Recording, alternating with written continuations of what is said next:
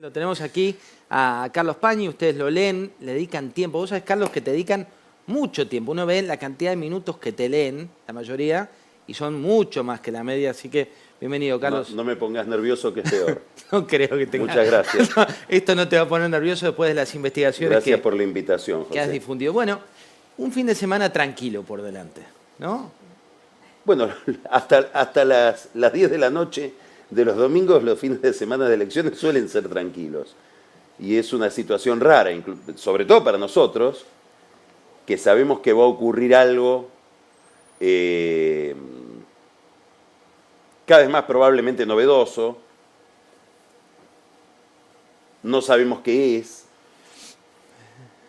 Es una especie de limbo de tiempo y de incertidumbre donde uno querría estar escribiendo y no hay sobre qué escribir. Estoy contando un poco involuntariamente. Un domingo en el día de la sí, vida. Que llegás empezás a escribir a las 7 de la tarde y a las 9 de la noche te das cuenta de que todo lo que escribiste hay que tirarlo al canasto porque la gente tuvo otras ideas de las que uno va suponiendo. Y eso es cada vez más así. Probablemente antes no fuera tan así.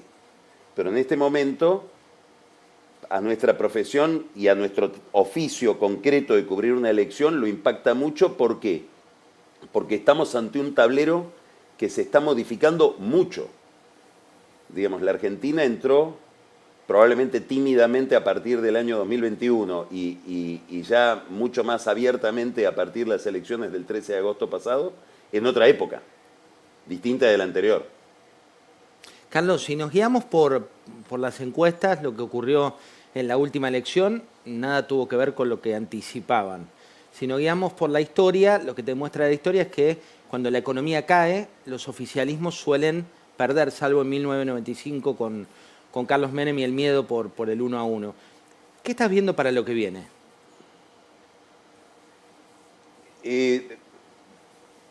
Primero me interesa ver el tablero, más que las piezas. Más que las piezas que se mueven, que serían los candidatos, etc. El tablero es un tablero que se modificó. El escenario es otro, digamos, el terreno sobre el que se mueve la política es otro. ¿Qué quiere decir esto? Primero, un nivel de abstención muy grande, que probablemente se reduzca un poco en estas elecciones del domingo. El gran desafío de los candidatos, de las fuerzas políticas que compiten, es encontrar cuál es la carnada para ese ciudadano que decide no ir a votar, por distintas razones, por desapego, por demasiado apego y mucha bronca. Después tenemos la segunda incógnita importantísima, que es cómo se comporta todo un electorado que, en repudio a lo conocido, ha decidido optar por lo desconocido, que es Milei. Que puede para muchos ser bueno, para otros ser malo, pero para todos es desconocido. Digamos, Milei presenta enormes incógnitas. Entre otras cosas porque supongo que él debe tener enormes incógnitas respecto de la realidad en la que se mueve, porque es un tipo absolutamente nuevo en un oficio antiguo. Esto es un desafío para las otras dos fuerzas políticas, que ejercieron una representación casi duopólica entre, pongamos, 2003, marcadamente 2015 y ahora. Es decir, dos fuerzas políticas que en las primarias del 2019, cuando gana Alberto, agosto del 2019, obtuvieron el 90% de los votos juntos por el Cambio, y el frente, lo que era en aquel momento el Frente de Todos, hoy obtuvieron en el 13 de agosto el 50%, es decir, perdieron 40% a mano de Milei, de la abstención y en alguna medida de otras fuerzas. Bueno, este tablero se cambió y no sabemos qué va a pasar con el peronismo y con Juntos por el Cambio según el resultado de este domingo. Si Patricia Bullrich no entra al balotaje o si Massa no entra al balotaje, ambas fuerzas van a estar destinadas a una transformación. Probablemente hasta podemos imaginar una ruptura. porque las dos están atravesando una crisis. El peronismo está atravesando una crisis muy importante y Juntos por el Cambio también. De esa crisis los puede rescatar el poder, ganar, tener el gobierno. Si no tienen el gobierno, me parece que va a haber una reconfiguración en ambas fuerzas políticas. Y una subincógnita que en la Argentina es crucial, que es qué va a pasar en la provincia de Buenos Aires, que es una pregunta dentro de todas estas preguntas. Entonces, ¿por qué me interesa todo esto? ¿Qué tiene que ver con los intereses concretos de la ciudadanía? Porque cuando miramos la economía, vemos una economía que debe ser urgentemente reseteada, organizada. Es invivible un país con 200% de inflación, que se manifiesta en un tipo de cambio que todos sabemos es una gran señal no económica solamente, sino de desorden político, de desorden general, y con gente muy prudente, como por ejemplo Alfonso Pratgay, que en tu programa el último domingo, alguien tan cauteloso como Pratgay dice, estamos a la puerta de una hiperinflación. Bueno, esa economía requiere de un instrumental político muy sólido. Requiere que se recree la representación, que se recree la confianza de la gente en los que tienen que tomar las medidas para recrear un clima económico distinto. Entonces, no es lo mismo una política que esté más fragmentada que una política que tenga actores identificables y previsibles. Ojalá tengamos esto segundo, pero cuando ves el juego no estamos tan seguros de que vamos a tener eso segundo. Entonces, ya ahí empieza una especie de perspectiva muy nebulosa, muy brumosa. Utilizaste una palabra muy de época, que es reseteo, ¿no? Cuando uno ve los estudios y demás, sobre todo en los jóvenes, te dicen, yo quiero un reseteo, quiero volver a empezar, quiero barajar y dar de nuevo, y ahí es donde gana en parte Milei. ¿Qué implica resetear un país? Primero implica una fantasía, porque es imposible resetear un país como reseteas una computadora.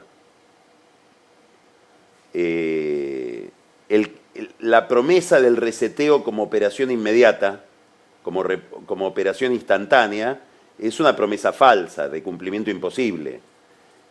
Cuidado con esas promesas.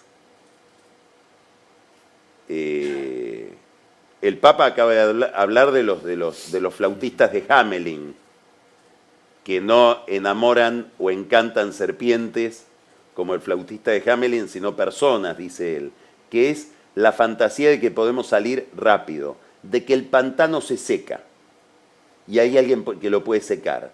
Y en realidad eso es una fantasía, del pantano hay que salir. ¿Con qué? Con alguna renovación, pero también va a haber elementos que son los elementos que van a permanecer, con los que habrá que negociar, a los que habrá que modificar.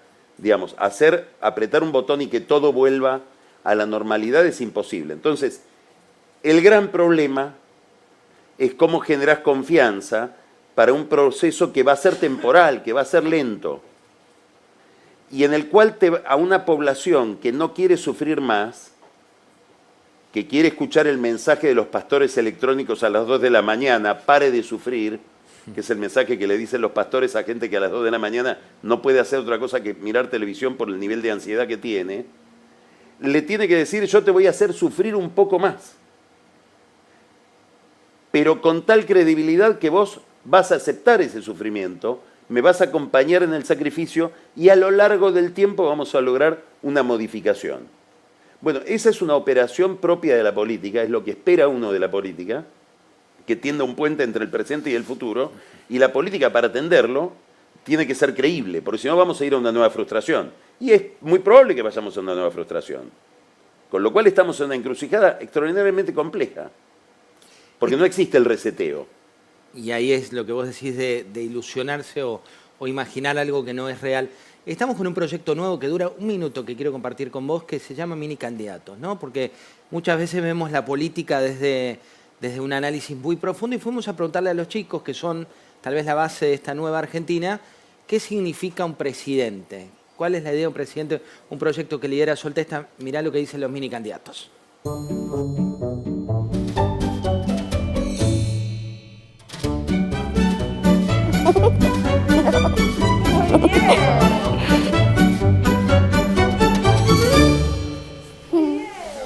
Buenísimo, ¿te gustó?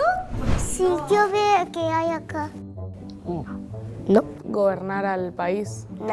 O sea, como que comandan el país. Gobiernan el país. Para mí, un presidente sería como alguien que gobierna un país. Ayudan al país y tratan de hacer un país mejor. Como compiten, no, ayudan a las personas que tengan cosas.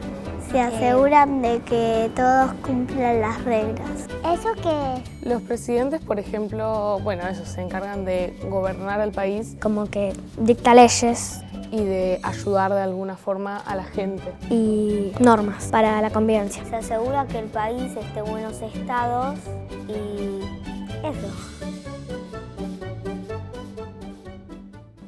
¿Qué hace un presidente? Bueno, eso que dicen estos chicos. Y el presidente Son dos Fernández, ideas muy interesantes las que aparecieron ahí. No es alguien que hace un país distinto. Es alguien que ayuda a la gente, lo dijeron varias veces, y apareció varias veces una idea importantísima. Establecen reglas, pero el sujeto somos nosotros, no es el presidente, no es el político el sujeto. El sujeto somos nosotros. y vamos a esta elección y vos decís, una candidata te propone orden, otro te dice no podemos hacer lo mismo con los mismos de siempre, y el otro te dice soy el por qué, tenés con qué, tenemos con qué, y es el ministro de Economía. ¿Qué es lo que más seduce a un electorado? Digo, vos decías recién esto de, bueno, hay una cuestión compleja que es nuestro país hoy, pero cada uno te promete cuestiones muy distintas. Bueno, Milei realiza una operación, yo diría típicamente populista, que es hacer palanca sobre la bronca, el desencanto, la frustración de la gente y redirigirla contra la dirigencia política.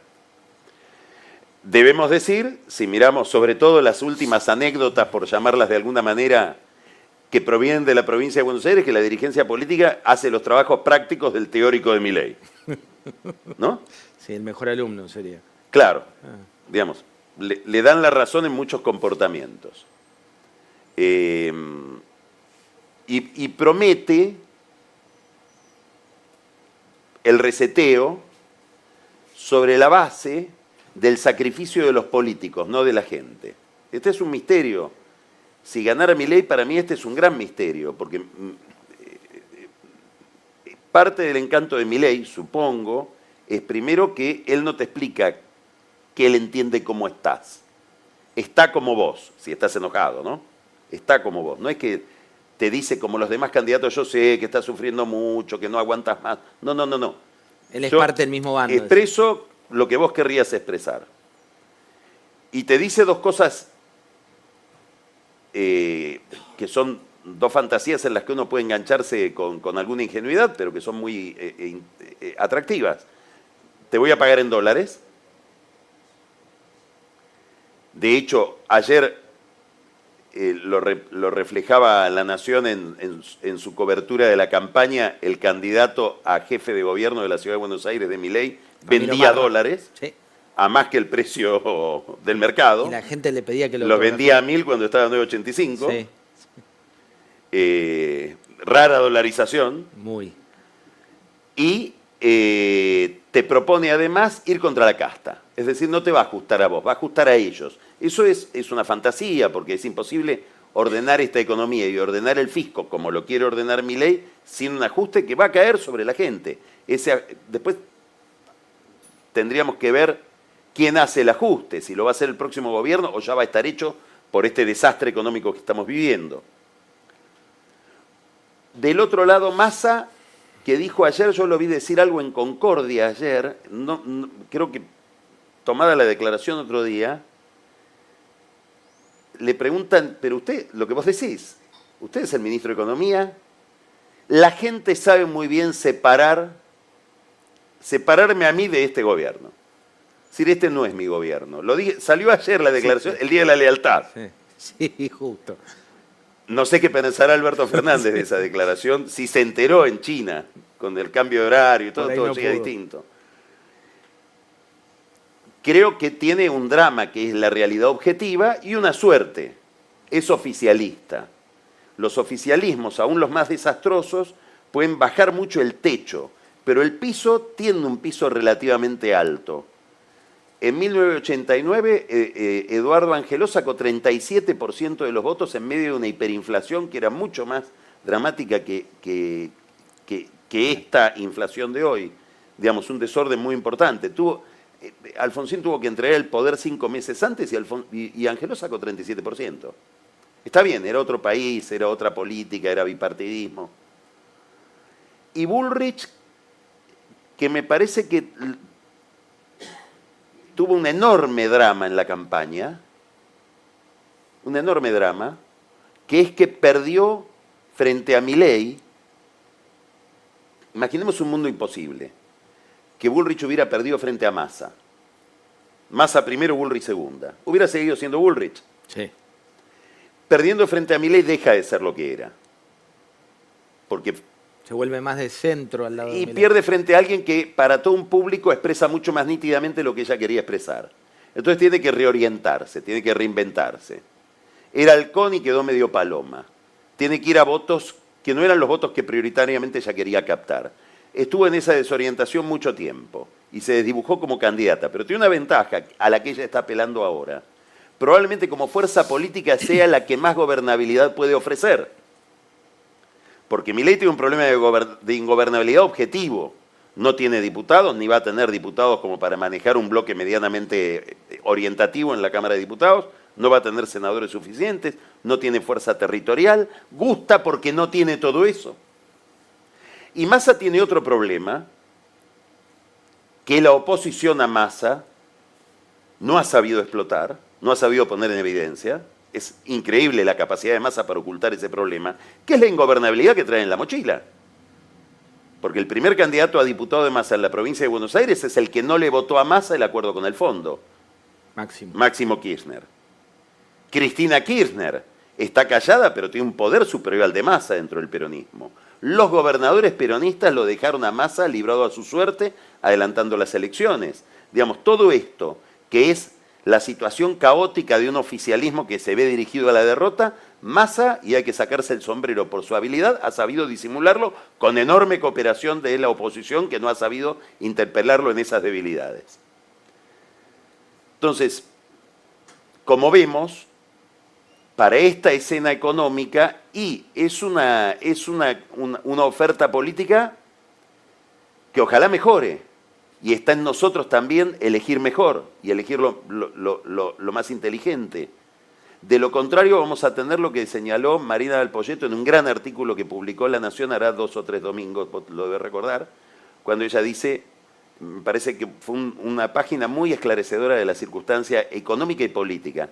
Acá no hay opción entre gradualismo y shock, ahora es shock o shock desordenado, que es el que estamos viviendo, con esta disparada de los precios, con esta, digamos, una gran licuación, y que la política económica le haga la licuación, o un shock ordenado, que es el shock de un gobierno que establece un programa de estabilización y que opera racionalmente sobre la realidad. Es cada vez más la gente que entiende del problema, que entiende de economía, que te dice que lamentablemente vamos a ir hacia la solución o hacia el reseteo de la economía por la vía de un shock desordenado, que es un poco lo que no te terminó de decir, creo que por prudencia, Pratgay cuando dice estamos a las puertas de una hiperinflación. O sea que de nuevo nos encontramos los argentinos con un problema histórico, dramático, que es que nuestro método es la catástrofe. Digamos, nuestra forma de resolver los problemas es meternos en sucesivas catástrofes. Necesitamos para salir de la dictadura la guerra de Malvinas, necesitamos para salir de la inflación de hiperinflación, necesitamos para salir de la convertibilidad un colapso social, y ahora daría la impresión de que nos metemos un poco a ciegas en lo desconocido y la realidad irá operando, y el próximo gobierno veremos cómo se maneja con esas arenas movedizas en las que ya estamos instalados, en un incendio que es fácil provocar y muy difícil después aplacar. Carlos, la llegada de Horacio Rodríguez Larreta por un lado, de Fernán Quirós por otro, ahora se habla también eventualmente de Gerardo Morales, todavía no confirmado, al menos hasta que llegamos aquí. ¿Qué le dan a Patricia Bullrich? Yo creo que le dan dos cosas. Primero, son señales a los votantes de esa gente. al votante radical que se puede ver identificado con Morales o al votante de Larreta. Ella necesita reabsorber esos votos. Y lo otro da lo que intenté decirte recién y ahora voy a tratar de decir más claro. Votá al candidato, pero votá al equipo, votá al club. Muchos votantes de Juntos por el Cambio van a votar a Patricia Bullrich por afecto al club, no porque su candidatura sea la más atractiva, porque atravesó todo este problema de identidad, digamos, en el último tiempo. Bueno, y después lo otro, te olvidaste de algo que es Macri, que lo sumó en la campaña y me parece muy importante haberlo sumado a Macri. Inclusive con su posteo de ayer donde dice es Patricia. Sí, yo creo que es muy importante porque Bullrich, ¿qué tiene que tener? Tiene que tener una estrategia territorial que apele a votantes de Santa Fe, donde ella puede hacer una gran diferencia. Le va muy bien a Juntos por el Cambio en Santa Fe, entre otras cosas por el triunfo local que tuvo de Puyaro, y Puyaro está muy alineado con Bullrich, a pesar de que Bullrich jugaba con Lozada. Córdoba, es muy importante que recuperen votos de Milei en Córdoba. Mendoza, los lugares donde gobierna Juntos por el Cambio, lugares de Entre Ríos, digamos, esa geografía es muy importante, y el interior de la provincia de Buenos Aires. ¿Por qué? Porque tienen que compensar una elección que no ha sido buena en el conurbano y que ha sido peor de lo que podría haber sido en el conurbano norte. Es decir, en Vicente López, San Isidro, etc. Entonces, esta estrategia, creo que para esta estrategia la figura de Macri, más que la de los otros, que tiene un encanto especial en Córdoba, en Santa Fe, es importante. Y ahí va a ser muy importante el aporte de los gobernadores electos de Juntos por el Cambio, sobre todo los del radicalismo. Hablando de electos y no electos, digo, se da esta realidad que vos venís contando en tu programa, por ejemplo, lo que pasó con Insaurralde, lo que está pasando con Chocolate, todas las causas que se van abriendo, inclusive lo que contabas a partir de lo que dejó este juicio por YPF. Todas esas canteras que se van abriendo, en otra época eran decisivas para un voto y una cuestión de corrupción o de disvalores era fundamental. Ahora ya es como que el cuero de los argentinos está tan curtido y tan duro que no pasa nada. No creo que sea así. Creo que los escándalos de corrupción, primero, consolidan determinado voto. En segundo lugar, son la peor noticia en un momento de ajuste. Lo de Chocolate es muy importante. El yate porque yo te puedo explicar el caso Skanska, donde seguramente debe haber habido mucha más defraudación que en cualquiera de estos casos. Pero necesito un pizarrón para mostrártelo, te tengo que mostrar números. Es como Esto es gente robando, de un modo u otro. Y cuando vos no llegás a fin de mes decís, esa plata es mi plata.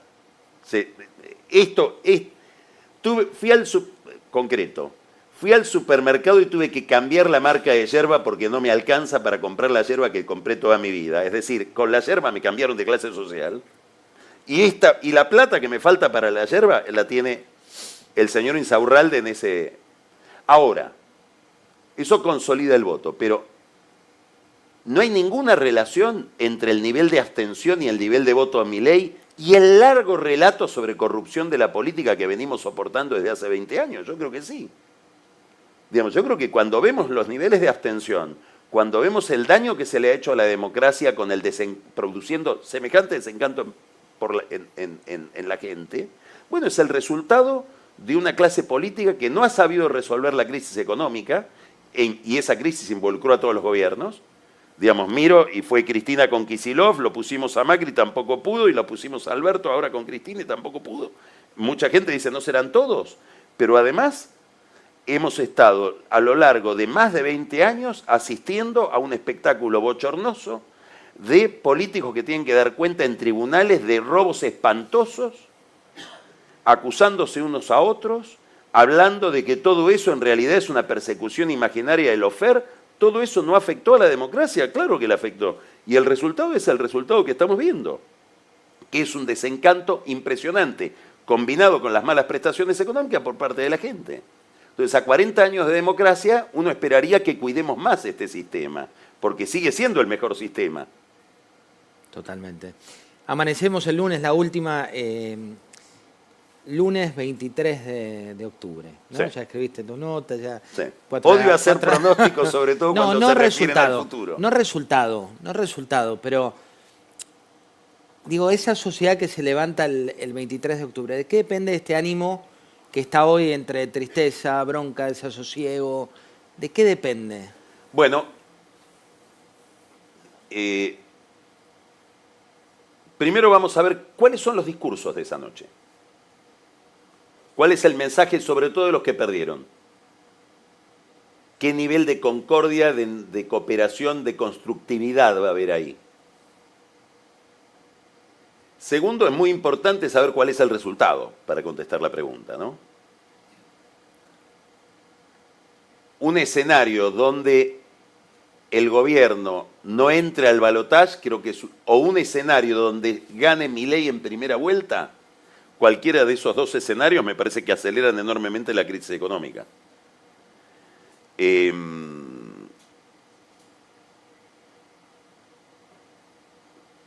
¿Cuál es la consistencia del que ganó?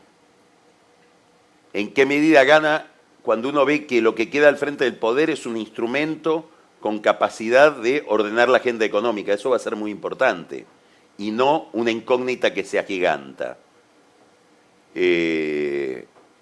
Vuelvo a esa entrevista tan interesante que le hiciste a Prat Guy, donde él dice algo muy, muy cierto, y es: lo que genera inquietud no son los consejos de Milei, que por otro lado son los consejos que le da cualquier economista a su cliente: no te quedes en pesos.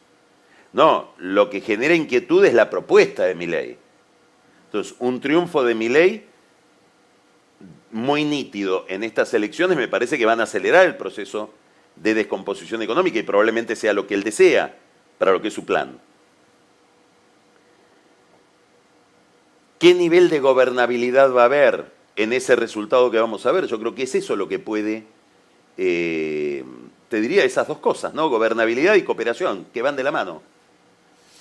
Siempre tan, pero tan generoso. Muchas gracias, Carlos. Gracias a vos, haber venido, José. Muy, muy agradecido por esta invitación y por la posibilidad de decir cosas que a lo mejor ayuden o no a entender una escena muy, muy confusa. Es más, si queda muy claro lo que decimos, no es cierto. Porque Porque es Argentina. Claro. Ni que hablar de la nueva Argentina. Seguimos. Un Gracias. placer haberte tenido. Muchas gracias.